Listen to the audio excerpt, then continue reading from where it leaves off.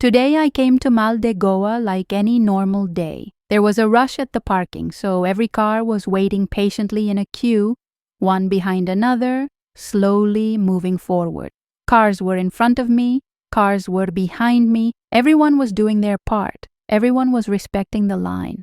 But suddenly, something unexpected happened.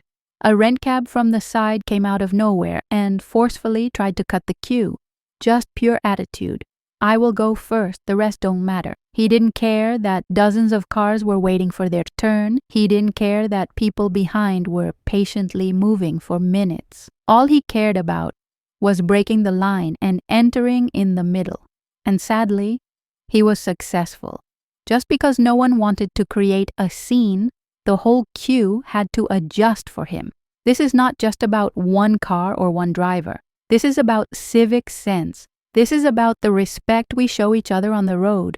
When rules are followed by everyone, everything works smoothly. When even one person decides that rules don't apply to them, the whole system collapses. This is how chaos begins.